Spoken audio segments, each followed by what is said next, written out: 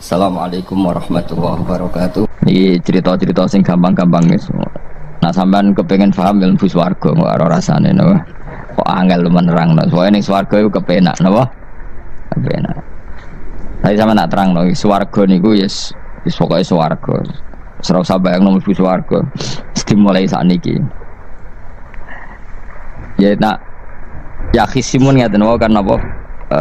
Ketika terjadi kiamat niku tak khuduhum wahum akhisimun. Jadi manusia itu takdir itu seneng tukaran karena tadi ya sengketa yang mari tukaran, pendapat baik yang masih nyari yang terbaik, sama-sama kebenaran nyari yang paling benar karena manusia itu dari awal kurang penggawean.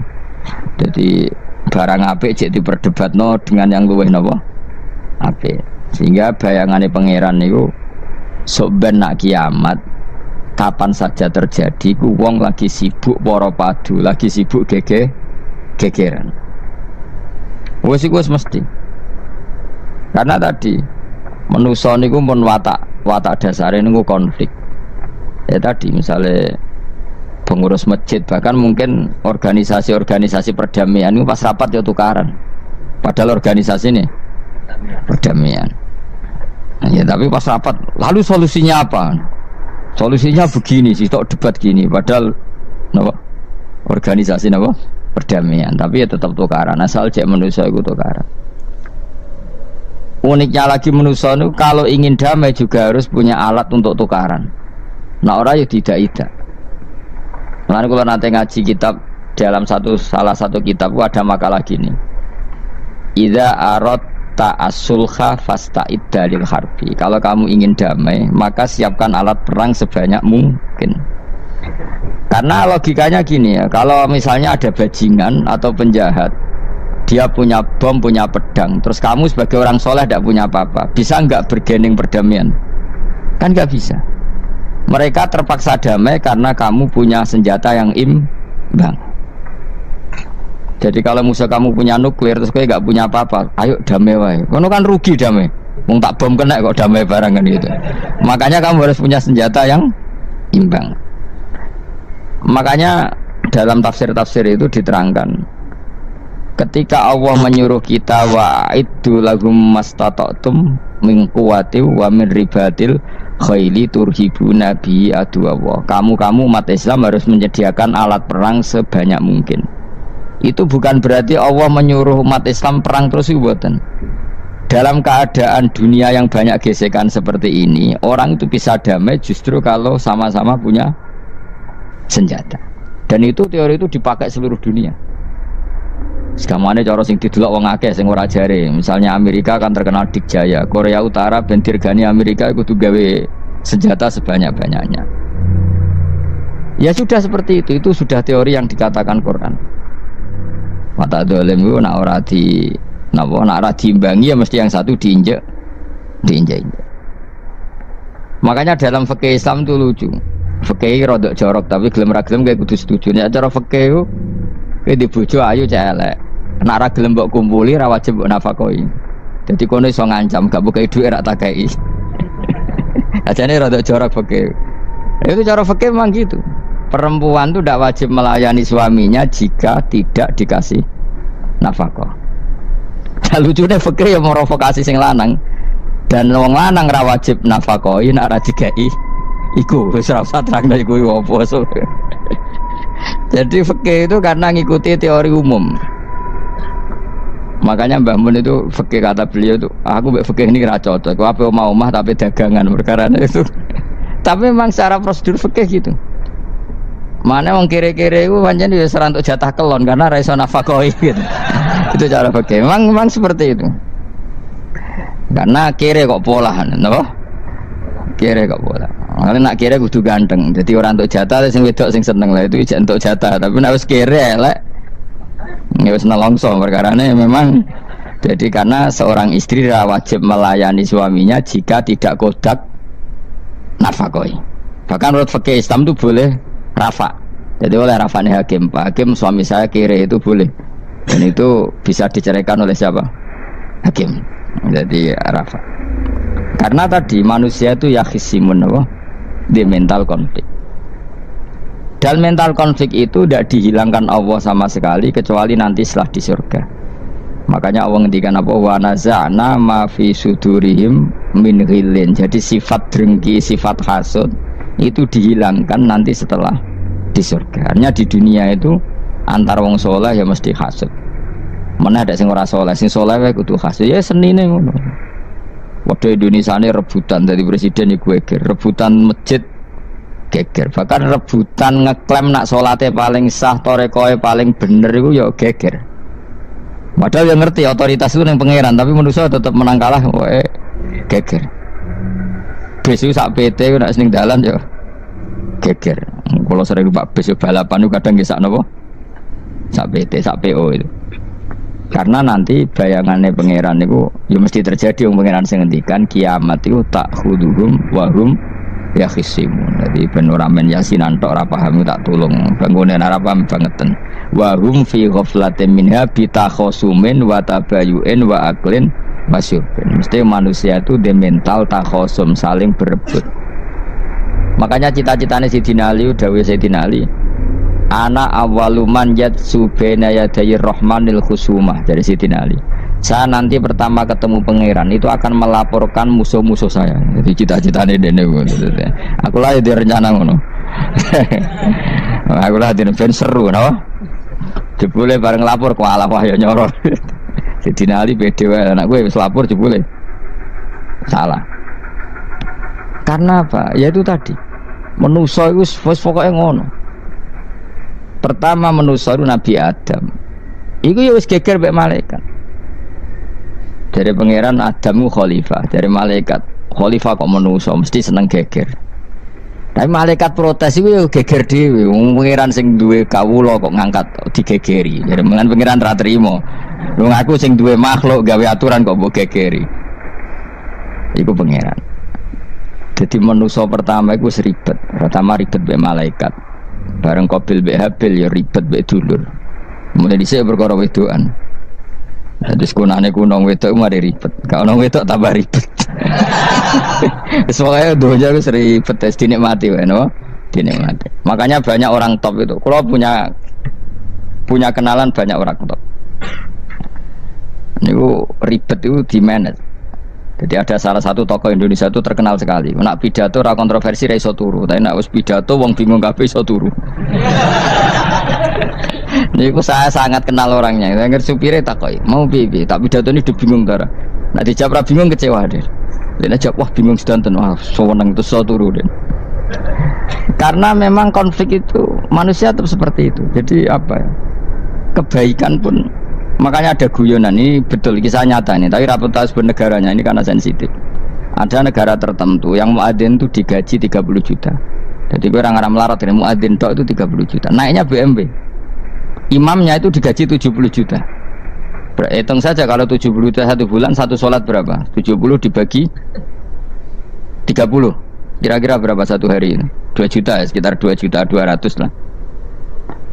Enggak kayak Indonesia, imamnya fakir-fakir, terus muadzinnya fakir-fakir.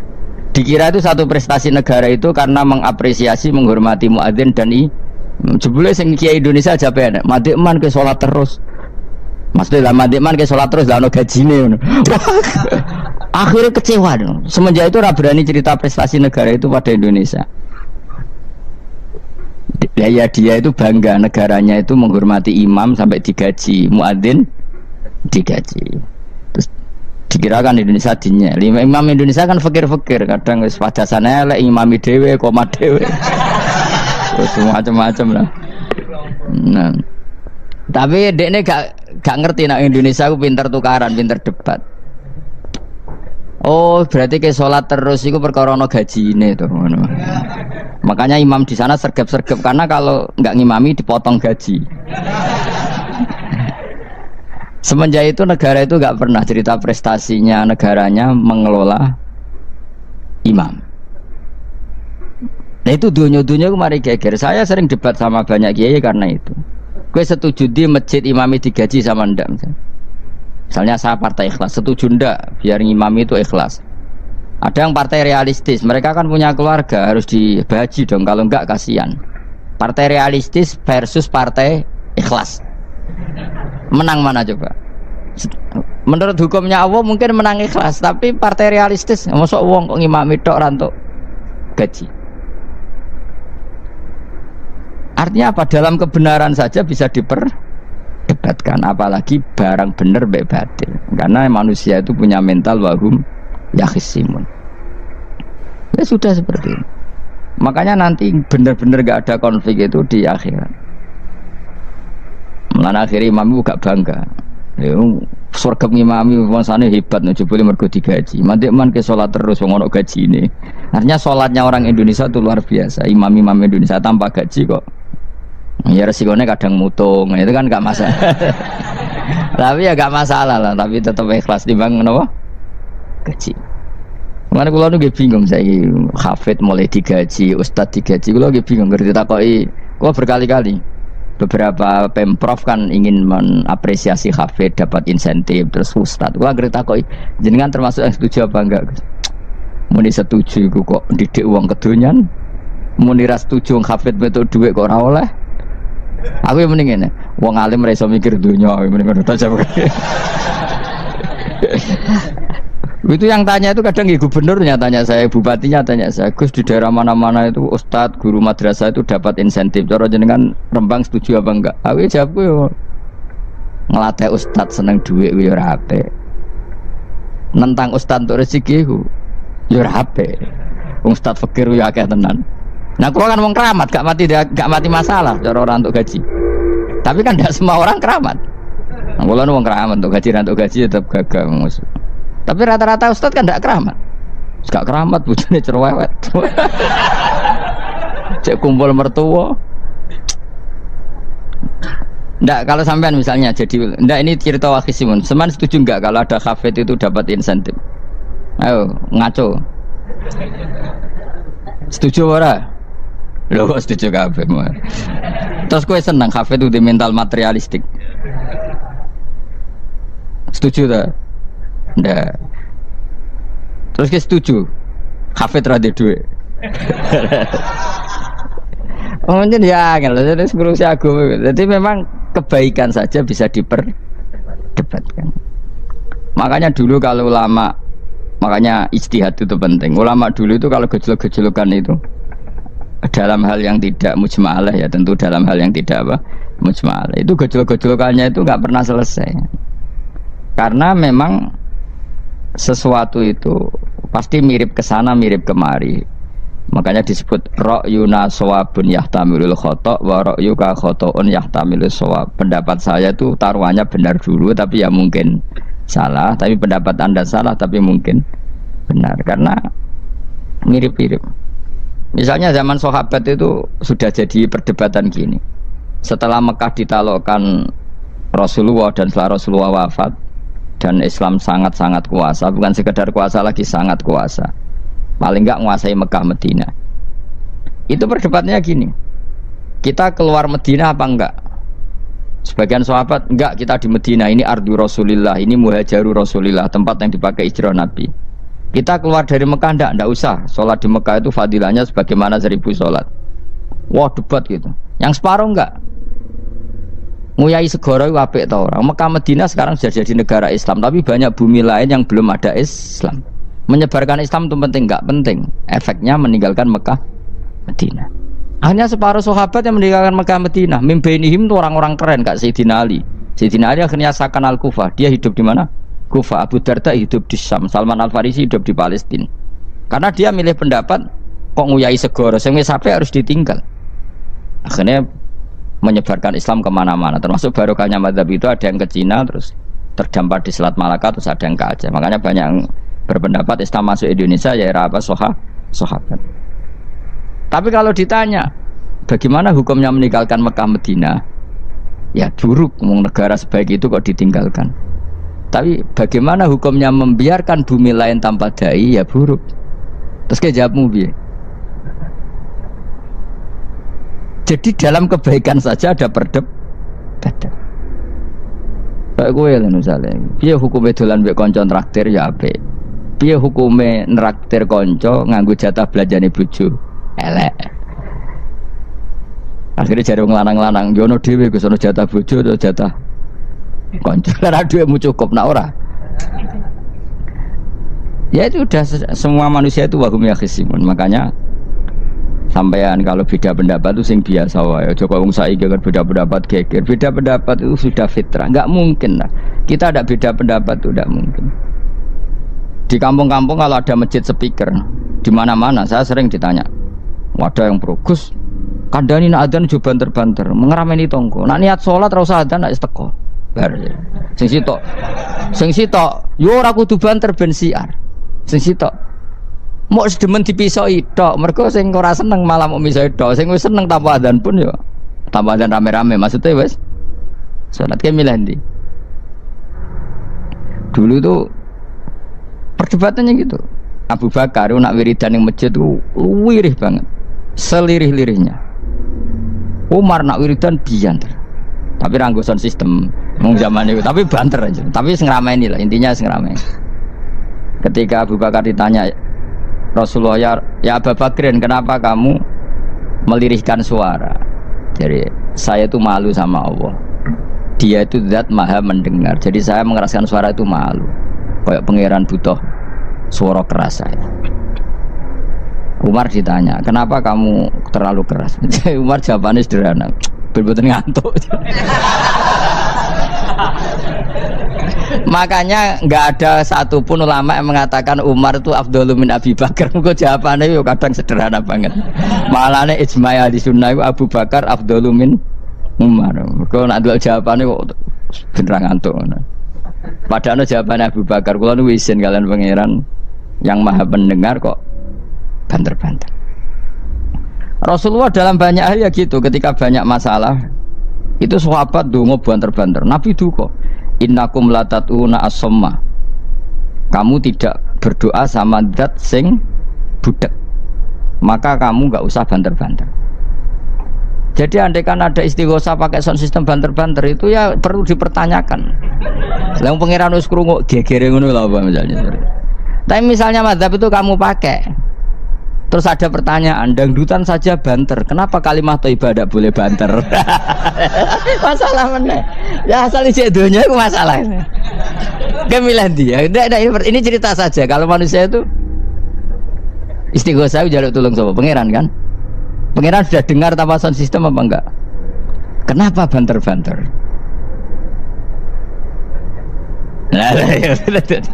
Tapi kalau tadi dibalik dangdutan saja banter-banter, kenapa kalimat thayyibah tidak boleh banter-banter? Jadi manusia itu memang potensinya itu ya khisimun dalam kebaikan saja khisimun. Jibril kurang kondangi itu buantai malaikat-malaikat liyane. Masyhur itu. Siapa yang enggak ngerti Nabi Ibrahim? Nabi Ibrahim itu nabi keren. Diobong ning geni ambek Namrud. Jibril datang. Saya utusan Tuhanmu, melihat kamu mau dibakar simpati. Nah terus piye jare Nabi Ibrahim? Ya nak kowe njuk tolong tak tolong ya. Ndak saya ndak minta tolong sama kamu. Wong kowe padha aku padha makhluke. Kena wani ngomong ngono mbek Jibril. Nabi Ibrahim santai. Maksude iku ora mbek aku sing nulung, kowe kandha aku tak kandakno pangeran. Jare malaikat Jibril, jare Nabi Ibrahim, lho nak soal pangeran rasa kandha kowe wis pirsa. Artinya ngene lho, padha kekasih pangeran yo bantah-bantahan jenenge wae maksudnya. Nah ngono nang partai politik ora men geger kowe. Mulane ana partai politik geger biasa, wong Jibril wae geger mek Nabi sinten. Ibrahim biasa wae. Mulane ki sampeyan takoki mungkar nangkir kudu wani ben seru napa? Takoki marbuka kula guru TPQ. Ngenyek wong guru TPQ jadi takoki marbuka. Sing mulang niku kula. Sampeyan ra tau mulang malah takok. Jelas. Malaikat. Ben ngerti. Itu masyhur itu, termasuk keramatnya Imam Malik itu gitu. Dia itu punya temen guru madrasah. Neng akhirat dicetakoki mungkar nakir marbuka. Malaikat Malik matur pangeran Gusti, malaikat jenengan kandhani iki ambek guru tauhid kok takoki marbuka. Akhirnya pangeran yang nyalano malaikat yo sing jenis ngono iku coba takoki. Lucu dong guru tauhid takoki. Sesuai Kanjeng Nabi pisan takoki waman nabi uga. Pala perkara tok. Kanjeng Nabi Muhammad terus takoki waman. Piye to aku iku nabi malah takoki waman nabi uga. Makanya menurut pendapatnya ulama-ulama itu pertanyaan mungkar nakir itu tidak bisa digeneralisir. Tidak semua orang ngalami itu. Saya tidak punya rencana untuk mengalami pertanyaan itu. Karena pasti pilih-pilih. Nah, angger wong ngono Kanjeng Nabi kena pisan. Terus Kanjeng Nabi apa kena pertanyaan waman nabi uga. Kan ora kebayang. Makanya masyhur itu. Sama lihat di kitab Nurul Dzolam itu karangannya Syekh Nawawi Al-Bantani itu sarahnya apa itu Aqidatul Awam. Yang Nurul Dzolam yang sarahnya apa? Aqidatul Awam itu. Itu dikarang Syekh Nawawi. Itu diantara keramatnya siapa itu? Sayyidina Umar. Sayyidina Ali itu pernah minta, ya Allah beri saya kasaf mukasafah. Mau kepengen roh meletene Umar zaman ning dunya angger wong disentai. Jajal dekne iku hubungane piye mbek mungkar nakir. Wani gak nyentak mungkar nakir. Mergo pikirane Sayyidina Ali Umar tuh ning dunya kenangane angger wong tau disentak Umar. Jake wani gak nyentak sinten? Mungkar nakir. Minta sama Allah supaya ngalami kasaf itu ya mukasafah lah, mukasafah tawalam gaib. Itu di dunia wali biasa, nak kira tahu ya bangetan. Di dunia wali itu biasa dan itu pasti mustajab. Mukasafah, Umar mati kabundut terus ditunggu nih bedene minta kasaf kan. Tawanan Umar tangi turu, tangi ke kuburan sewante. Mungkin akhir teko dengan wajah yang sangat mengerikan. Mesti dinali nyeritakno wajahnya itu kal kidril ghali kaya ompreng sing apa nyala. Wes pokoke seru. Wajah dinali kalah iki kiok rasane kiok. Ternyata apa? Buar mungkin akhir baca kono Umar ngupatek. Kamu tahu ngedapi siapa kamu? Saya ini teman dekatnya kekasihnya Allah. Ada ini nggak ada Allah kancane. Kamu tahu saya ini siapa? Ana sohibu habibillah. Saya ini temannya kekasihnya Allah. Bukan akhir mulai mikir waduh piye. Orang nyentak wes disentak sih. Ini bisa kamu pakai nanti. Peroh aku. Wah aku biasa gue jalalan ngalor idul. Sebenarnya cari muka anak, jajal woco. Ya repot. Siapa ya? Kan gue wodok, orang kon woco. Kan mau gue wodok. Akhirnya karena nangis nih pangeran. Nangis Gusti, selama ini saya biasa nyentak, kenapa sekarang malah dibentak gitu. Terus kata Allah, ya sing sopan sithik iku konco. Semenjak iku mungkar nakir itu punya aturan. Ya yes, ngene aturane, ojo prosedur teman-teman wae nek ketemu kekasihku ojo garang teman-teman. Semenjak iku sudah ndak segarang itu. Sayyidina Ali intine terus ternyata konsisten. Maksudnya Umar itu ning akhirat pun masih main sentak. Ya bagus lah konsisten, maksudnya apa? Bagus. Karena tadi manusia itu punya mental wahum yakhisimun. Itu enggak bisa sudahlah. Di perdebatan kebaikan, makanya rapat keluarga apa? Masih niate silaturahim wis tetep dolan ning dulur niate silaturahim bareng dulure rapati perhatian. Dolani ado-ado rapati rahab. Gremeng kan padahal niate silatur. Itu ada organisasi perdamaian, kira-kira di internalnya banyak konflik dah. Banyak, padahal jenenge organisasi perdamaian. Coba itu bom-bom dari Amerika atau mana itu kalau ngebom negara tertentu kan karena negara ini apartheid atau apa. Tapi untuk damai juga ngelewati apa? Bom dulu. Untuk memaksa satu negara agak perang dia dipaksa dengan alat perang. Coba Indonesia dijajah Jepang, Jepang tuh mau pulang karena dipaksa sekutu. Jadi untuk damai saja dipaksa dengan alat perang itu dunia. Betapa ada idealnya dunia, untuk damai saja harus perang dulu. Makanya idza aratta sulhan fasta'id dalil harbi. Kalau kamu ingin damai pun harus menyediakan alat perang. Karena kalau yang punya apa-apa pasti diinjak-injak. Ya sudah seperti itu, ini dunia semuanya nggak pernah sempurna. Apa damai harus perang, harus paling nggak punya alat perang. Karena mentalnya manusia itu wahum yakhisimun. Sampai pas kiamat itu cek wahum yakhisimun. Makanya ya sudah seperti itu. Tapi nanti insya Allah barokah kesolehan-kesolehan itu perdebatannya dalam kesolehan kayak yang dialami malaikat Jibril dan Nabi Sinten Ibrahim. Malaikat Jibril empati ya karena kekasihnya Allah dibakar. Ibrahim merasa dekat sama Allah, gak perlu perantara Nabi siapa? Malaikat siapa? Jibril. Itu bagus ya perdebatan dua orang soleh. Banyak lah. Rasulullah dengan Jibril ya sering kadang-kadang debat, tapi perdebatan orang-orang soleh itu memang luar biasa. Coba debatnya Kiai Indonesia bagi negara sebelah sisi itu, wah negara kami imam masjid itu digaji gini-gini. Niate pokrol coba cari Kiai Indonesia, mandek man ke sholat terus lah no gaji nih. Jadi akhirnya kan, yo malu tuh ternyata sholatnya terus itu karena apa? Gaji. Orang Indonesia tetap sholat tanpa gaji, tapi gerbangnya jalan terus. Loh ya saya sebagai kiai itu sering bingung kalau ditanya gitu. Saya sering kenal bupati, gubernur. Kalau sering tanya, Gus saya itu ingin mengkhidmati agama di Jawa Tengah atau Jawa Timur, ingin ngasih insentif sama guru Madin. Saya sebagai kiai kan juga bingung. Muni setuju gue didik uang material, muni rasa setuju. Mosok ustad tapi untuk rezeki kok ditentang. Nah gue jenis setuju apa menolak? Ya Mustafa sing khusyuk muni setuju. Wes bosan deh nabi melarat tuh. Ayo setuju orang. Nah aku mau ngalim ada takdir mas. Suara kena dipikir tuh ya, suara kena dipikir. Ya karena tadi sudah wahum ya khisimun itu apa? Wahum ya khisimun. Ya sudah seperti itu. Mohon kalau terus nang. Wamtazil yauma ayyuhal mujrimun. Wa yaqulan dawu sapa Allah taala. Imtazil yauma. Nggih niki oleh nafsir Imam Suyuti wamtazil yauma ayyuhal mujrimun terus wawune niku dilebokno lafaz yaqulu wa yaqulu. Tegese lan dawu sapa Allah taala dawu imtazil yauma. Imtazu misau sira kabeh al yauma ing dalem iki dina ayyuhal mujrimuna he wong-wong sing dosa.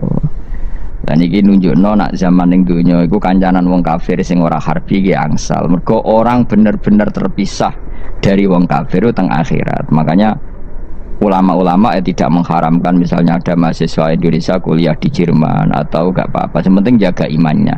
Karena wajib terpisah mbek wong kafir iku nak wis teng akhirat. Imtazul yauma ayyuhal mujrimun infaridu adil mukminin indakhtilatihim bihim. Saat di akhirat benar-benar orang mukmin harus terpisah dari orang kafir karena alamatnya berbeda. Tapi kalau di dunia kan ada hajatil muamalah, ada hajat muamalah. Ya, tadi asal tidak harbi, ada asal kafir yang tidak musuhi kita. Karena ada hajat muamalat. Ya, ada hajat apa? Muamalat. Mau tidak mau. Misalnya kamu ya haji ya pakai pesawat bikinan Amerika. Orang Amerika bisa punya uang ya nak pesawatnya kepayon tinggal haji. Kalau enggak ya ada yang rental ya bangkrut. Ya, tapi kowe nak misalnya ranggu pesawat terus sampai melaku. Ya asal di dunia itu pasti ada saling interaksi sosial. Paham ya? Nah nanti benar-benar terpisah wamtazil yauma ayyuhal mujrimin itu nanti nanti. Guys enggak bisa dihindari. Wamtazulan misau sira kabeh al-yauma ing dalem iki dina ayyuhal mujrimuna eling-eling sing dosa. Saya punya sekian cerita ya supaya sampean tidak jadi ekstremis. Allah mentakdir dunia itu sudah seperti ini.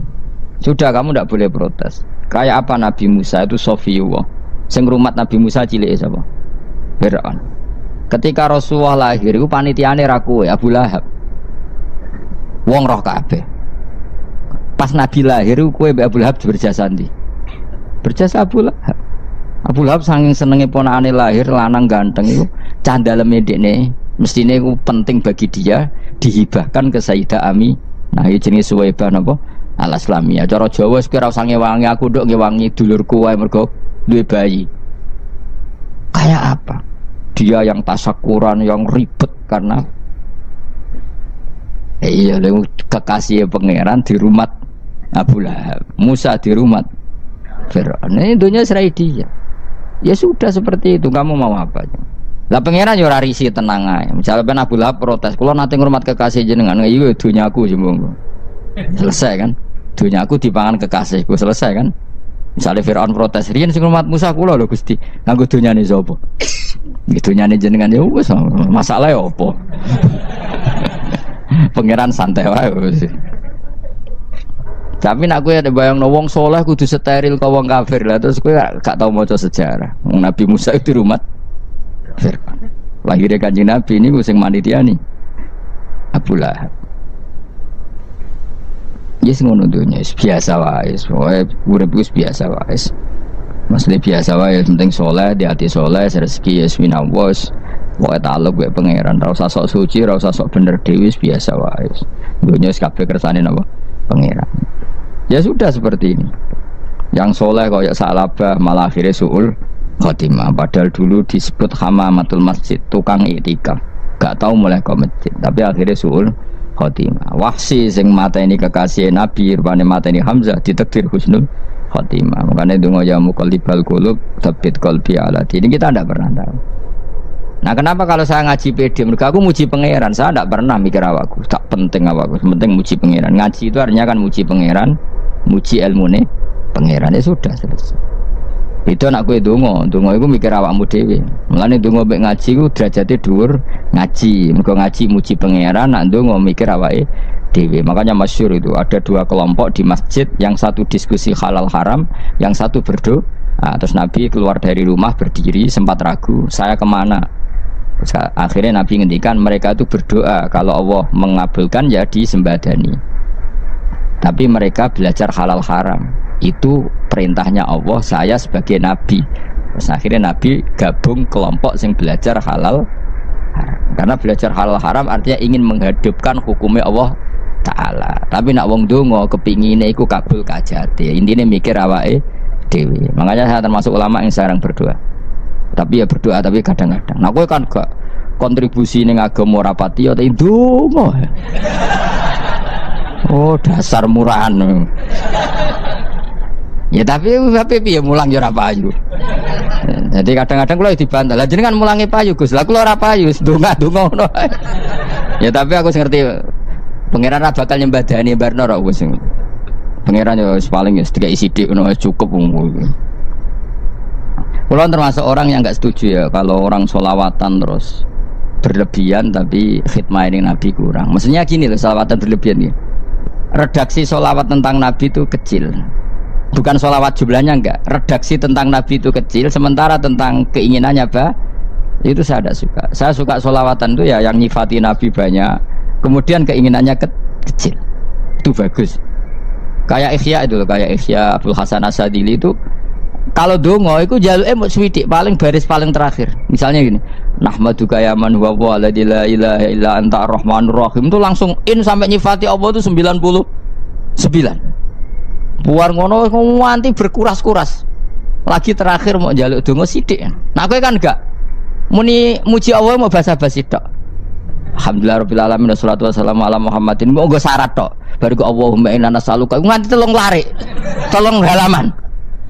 Tapi pas muji pangeran alhamdulillah rabbil alamin wassalatu wassalamu ala Muhammadin. Bariku terus dongo njaluk mapan tolak buala yo aja mana jare pangeran muji kekasihku suwidik dongane kecangkeman. Lah saya tuh gak suka jenis itu, harusnya sholawatnya itu yang panjang, maksudnya nyifati Nabi yang panjang baru mintanya sedikit, itu bagus itu akhlak. Makanya saya diantara sholawat yang senang itu sholawatnya Habib Ali Al-Habsyi yang arang Simtutura itu. Kalau beliau baca sholawat itu sholatan yattasilu biha ruhul musolli alaihi bi fayam basitu fi qalbi sirru nuri ta'alluqi bi wa hubbi wa yuktabu biha bi inayatillahi ta'ala fi hisbi. Jadi dia baca sholawat itu, ya Allah berikan sholawat kepada kekasihmu Muhammad. Dengan sholawat ini rohnya saya, musolli itu rohnya saya yang membaca sholawat bisa sambung dengan rohnya Rasulullah. Dan setelah sambung saya terhitung sebagai orang yang mencintai Rasulullah. Dan saya berharap dari cinta itu saya tertulis sebagai umatnya. Nah, aku kan enggak mau sholawat itu mau. Saya termasuk orang yang enggak saya loh ya. Tapi ya tetap baik timbang nganggo primbon ya satu sholawatan ya. Tapi boleh punya etika lah dengan Rasulullah itu. Boleh kalau dongo nyifati Nabi yang banyak, ya baru keinginan. Kan banyak tuh sholawat yang seperti yang saya misalnya di kitabnya Sayyid Muhammad ada Allahumma sholli ala sayyidina Muhammad nuri kalam alladzi. Wah nyifati Nabi itu sampai panjang lebar baru menceritakan hajat. Kalau kamu kan enggak nyifati Nabi basa-basi, mau sidik mana? Malah kadang orang, misalnya ala Muhammad. Kok ala Muhammad muni Sayyidina aja disoal. Misalnya terus baru kudungannya apa? Panjang. Saya termasuk yang enggak setuju karena itu menurut saya kurang etika. Makanya Rasulullah itu kalau berdoa kalau sudah nyifati Allah, coba tak beri satu contoh saja doanya Nabi. Alhamdulillah hamdan yuwafi ni'amahu wa yukafi'u mazida ya rabbana lakal hamdu kama yanbaghi li jalali wajhika 'azimi sultanik la nuhsi sana'an 'alaika anta kama asnaita 'ala nafsik. Itu sudah berapa itu nyifatin? Itu belum doanya tuh. Nah kamu kan enggak Allahumma alhamdulillahirabbil alamin Allahumma ya Allah di hajati gremeng itu seramu tuh tenan. Jangan gak bakat wali. Nah cara kula iku sisih dene. Kula yo sering ngamini dongane wong ngono niku, tapi ning atiku amin maksudnya amin barno mawon Gusti. Dadi aku amin tapi amin ku barno mawon Gusti. Wong ora jelas ngono berarti. Jadi aku muni amin tapi amin barno maksudnya. Ya Allah barno amin ngono maksudnya. Jadi karena tadi setahu saya doanya para nabi, para wali itu memang seperti itu. Ya coba itulah doa tadi aja yang saya sebut itu berapa kalimatnya? Apa? Alhamdulillah hamdan yuwafi ni'amahu wa yukafi'u mazida ya rabbana lakal hamdu kama yanbaghi li jalali wajhika 'azimi sultanik la nuhsi sana'an 'alaika anta kama asnaita 'ala. Enggak terhitung pujian saya kepada engkau sebanyak engkau memuji pada diri engkau sendiri. Allahumma inni a'udzu biridhoka min sakhatika fi mu'afatika min uqubatika wa bika minkal. Allahumma salli bi haqqi jabarutika wa bi khawsuka. Kan panjang sekali doanya wali-wali itu, tapi semuanya mensifati Allah. Bahkan banyak yang kemudian lupa enggak doa. Coba haji, doa haji itu coba. Labbaik Allahumma labbaik la syarika lak innal hamda wa ni'mata laka wal mulka la syarika lak. Wa ni'mat itu kan labbaik saya siap melaksanakan perintahmu ya Allah sa'dek. Engkau yang punya pujian, engkau la syarika lak. Itu malah enggak ada, jarang malah ada doanya. Itu kalimatnya talbiyah semua. Allahumma antal azil akram itu sudah seperti itu. Karena tadi al mu'min yashghaluhu sana 'ala Allah min ayyakuna li nafsihi dzakiran. Mukmin sejati adalah sibuk memuja Allah sampai lupa jatah dirinya sendiri. Nah, kowe kan gak mujine Allah basa-basi, dongane tenan. Itu jadi makhluk aneh gitu. Jadi hubungan mbek pangeran itu wong aneh. Ya tapi jan ra bakat wali ngono iku dadine ngono iku. Ya tok ngono kok mari wali kakean malah gak elit. Jadi tapi saya mohon lah itu di sholawat itu usahakan jumlah paling enggak jumlah sholawatnya banyak, doanya sedikit. Paling enggak misalnya kamu tidak punya kalimat yang apa baik ya maca sholawat ping 100 dungane salare biar guling-gilingan apa kita menyebut kekasihnya Allah lebih banyak ketimbang kita menyebut hajat kita sendiri ya gitulah. Paling enggak punya etika seperti itu ya. Kalau kamu enggak punya segot-segot sing keren, bacalah sholawat berapa 100 terus cerita awam Gusti utang kula kathah. Mengke ra jawab wis roh ngono.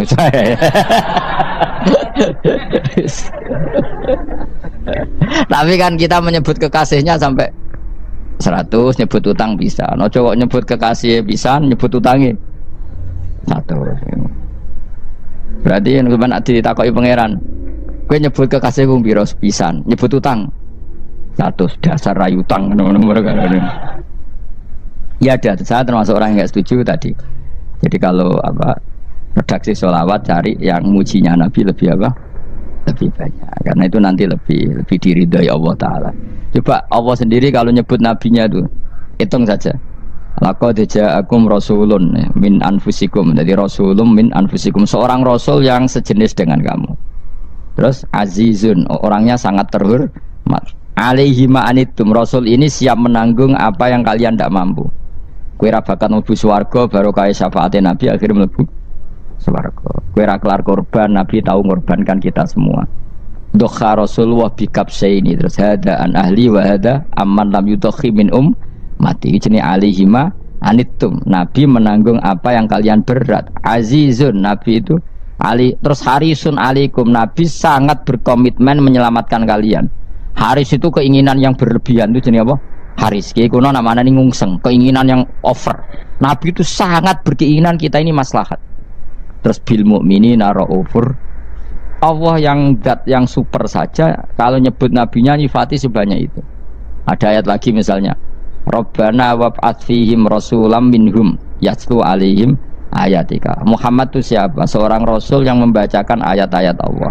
Wa yu'allimuhum, seorang rasul yang mengajari mereka alkitab wal hikmah. Wa yuzakkihim, seorang rasul yang membersihkan akhlak-akhlak kita. Jadi artinya Allah punya tradisi kalau nyifati rasul itu banyak. Juga nyifati orang-orang sekeliling rasul. Makanya menurut saya madhab Syiah itu enggak pas.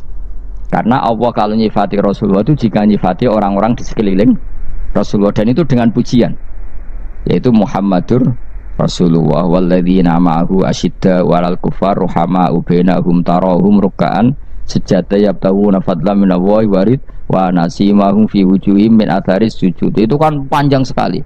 Dan orang-orang sekeliling Muhammad adalah begini. Kayak apa Allah muji para ashabu Rasulillah? Masa kita ikut kelompok yang menghina ashabnya apa? Rasulillah. Makanya kita tetap madzhab ahli sunnah apa?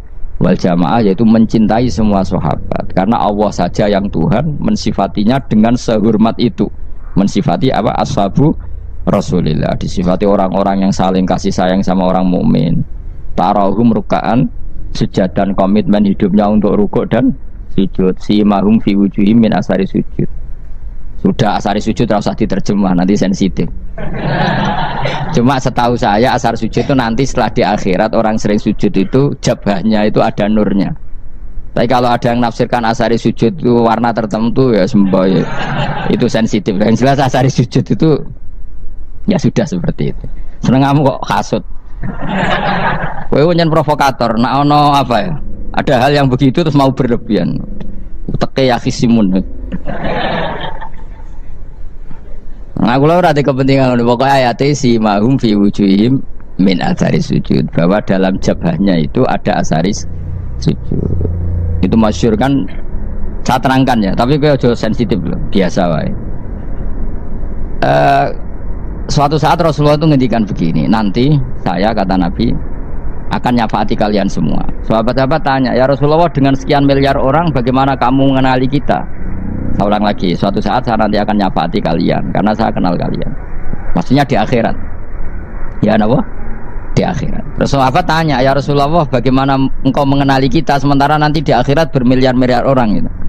Terus Nabi ngendikan gini, jika kamu punya unta dengan tanda tertentu, saya ulang lagi, jika kamu punya unta punya tanda tertentu, dalam jidatnya ada begini, dalam tangannya ada gini, dalam kakinya ada gini, maka apa kamu bisa membedakan untamu dengan unta orang lain? Ya bisa ya Rasulullah, karena unta kita khas. Misalnya kaki depannya ada putihnya, kaki belakangnya ada putihnya, dalam baduknya ada putihnya. Kata Nabi, inna ummati yud'auna yaumal qiyamati hurran muhajjalin min asaril wudu. Nanti umatku nanti wajahnya juga bersinar, tangan kakinya juga bersinar. Jadi asar itu saya pastikan secara riwayat itu akhirat, maksudnya tentang akhirat. Tapi bahwa yang di dunia ada yang memulai asar itu nggih monggo mawon. Loh itu bagus kan, artinya ekspresi percepatan. Tidak apa-apa loh, daripada kok kowe ora jelas ini. Maksudnya ya orang ngetok ya pancen jarang sujud tenan. Wes ora usah sensitif, tapi yang jelas ya nanti. Ya soben kiamat ruang samu. Nanti hisab itu nanti kalau hitung hanya sekitar 3 jam. Hisabnya sak dunia itu hanya sekitar, karena malaikat itu tidak kesulitan sama sekali. Tak warai ya. Ini nggak akan salah saya dalam hal ini karena riwayatnya sahihah. Kenapa hisab itu hanya butuh rubu'un nahar, 1/4 dari siang enggak. Anggap saja siang itu 6 jam atau 12 jam, itu aja terserah. Kalau 12 paruhnya kan 6 ya. Seperti 1/4-nya berarti 3. Itu gini. Jadi nanti di mahsyar itu kan yauma tabyadu wujuh wa taswaddu wujuh. Yaudah yang kafir itu kelap, hilang. Wajahnya, tubuhnya semuanya gelap. Yang mukmin itu semuanya terang. Jadi sudah yang tabyadu wujuh wa taswaddu wujuh otomatis terus nyingkap. Terus pergerakannya itu delalah yang tabyadu wujuh itu ke kanan, yang taswaddu wujuh ke kiri. Maka kamu jangan punya sinar yang kelap-kelip. Nanti kena bigo yang karena nggak jelas tadi. Maka kamu harus sinarnya yang sejelas-jelasnya. Ghurran muhajjalin min asaril. Bila perlu nur kamu sampai menembus langit saat itu. Makanya ketika orang mukmin sudah nurnya ada di muka, ada di tangan, masih ngendikan Rabbana atmim lana nurona, karena takut masih kena bigo tadi. Karena kalau hanya wudhu tok, sikil tok kan, bayangkan di miliaran orang kan bisa agak kelihatan. Tapi kalau nurnya sampai nembus langit kan, itu siapa kok nurnya sampai, kan malaikat langsung tahu. Makanya hafal Quran, alim kan insya Allah nurnya itu. Sama zaman itu masih berdoa, Rabbana atmim lana, sempurnakan nur kami.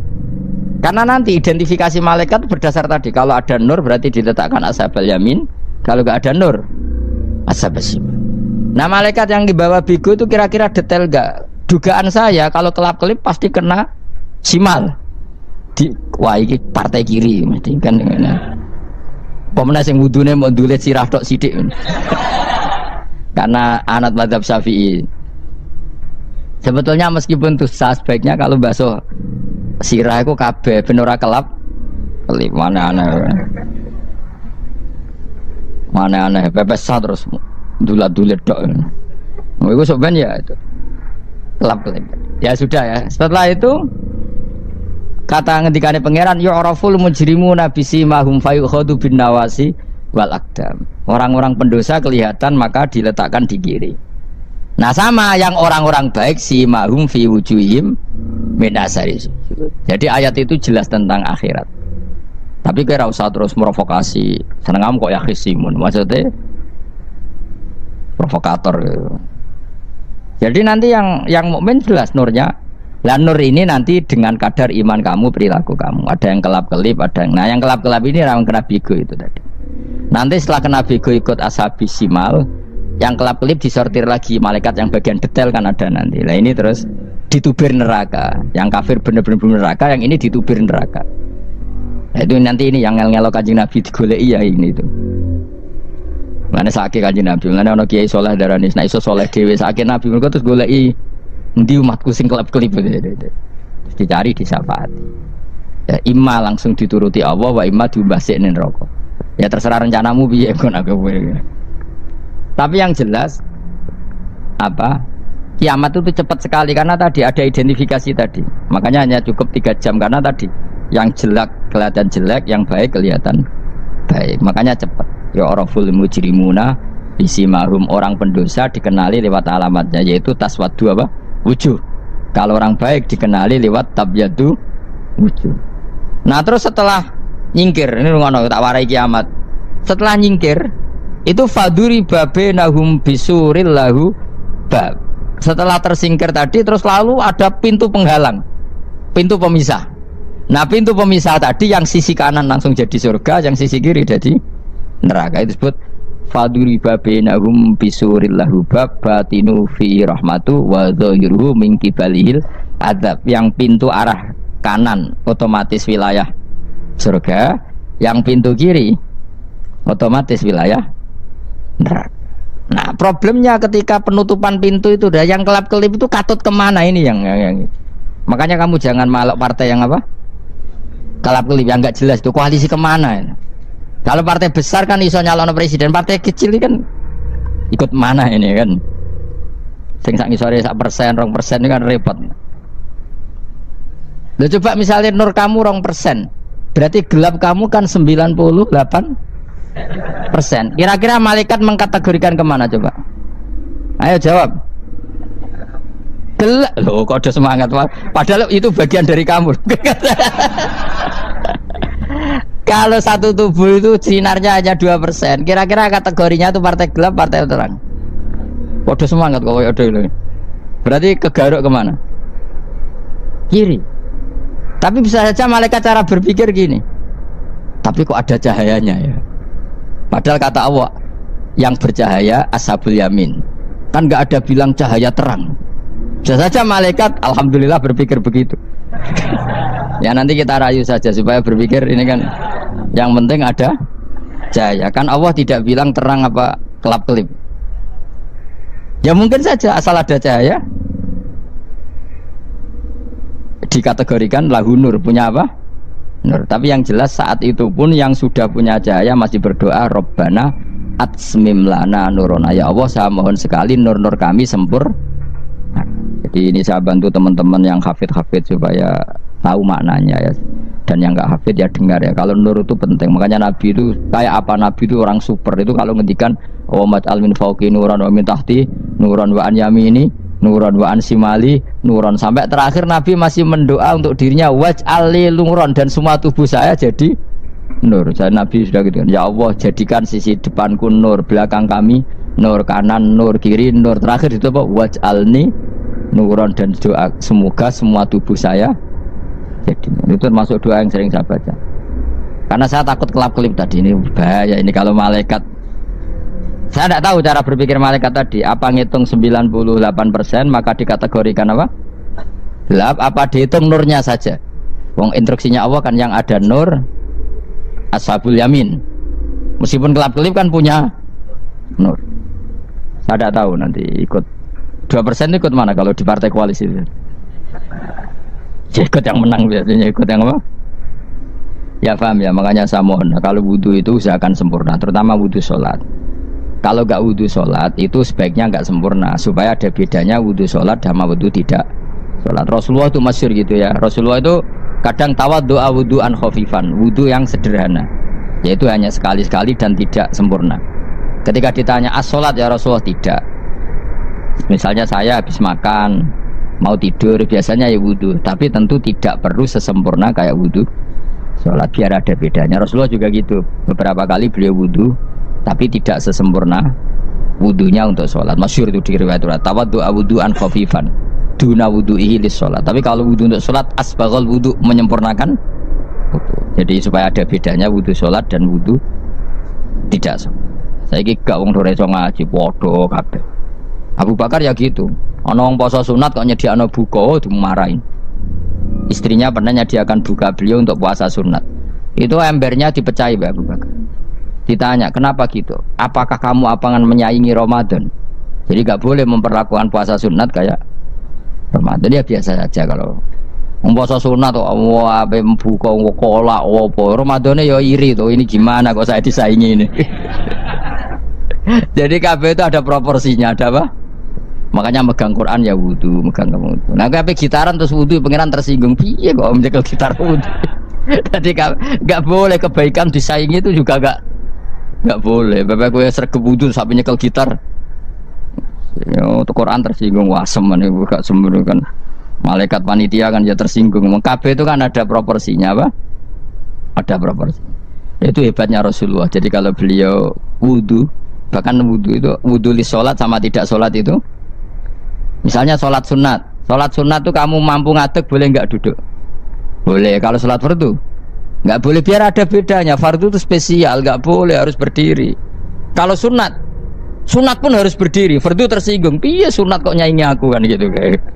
Ya makanya sholat fardu wajib berdiri ya. Sholat sunat boleh duduk meskipun mampu loh ya.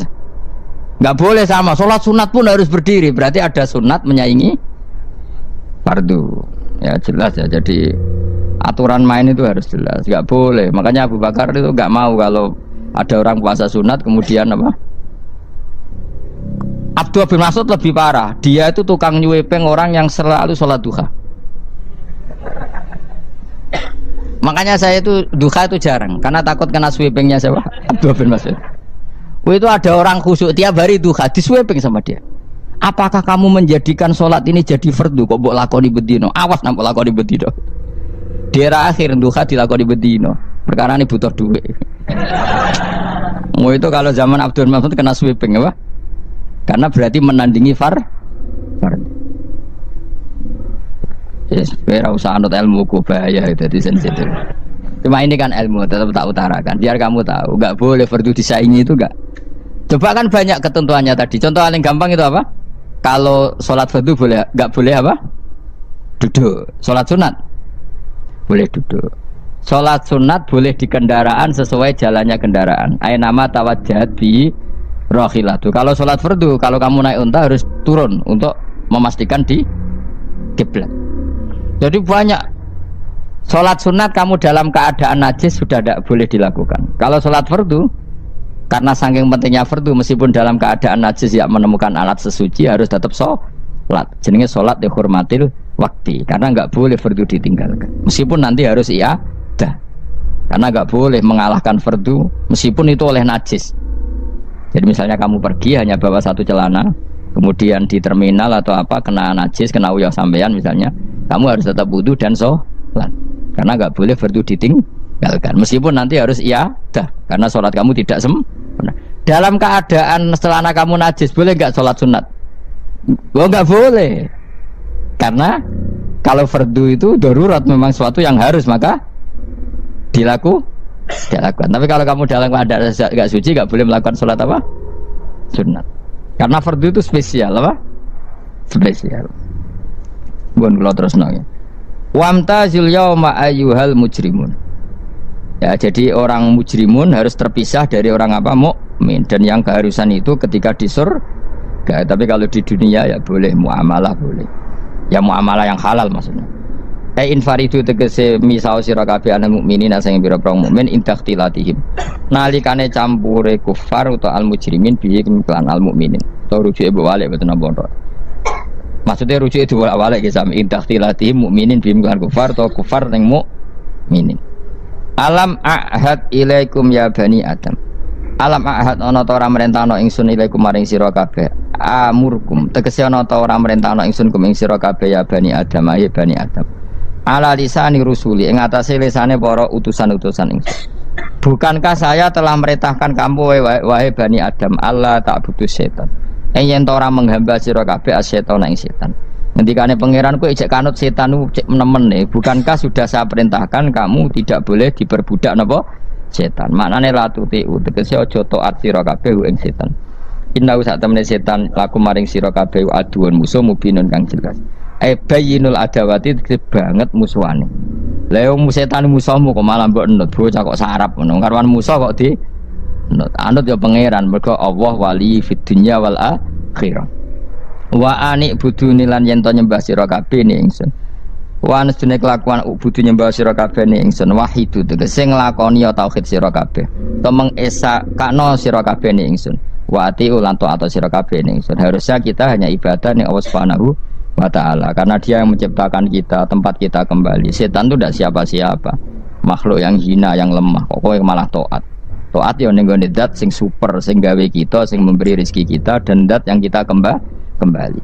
Hada utawi iki marane taat ning Allah taala.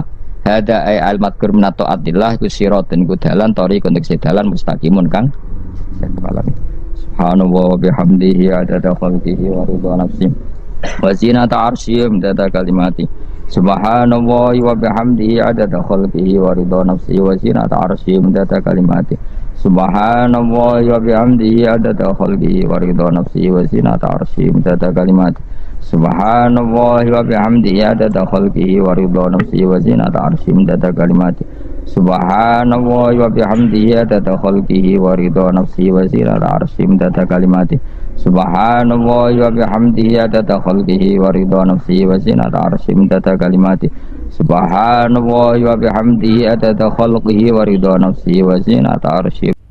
Demikian merupakan penjelasan berkaitan dengan akhirat. Semoga kita senantiasa dapat mengambil hikmahnya dan senantiasa untuk memperbaiki diri dan muhasabah diri. Amin.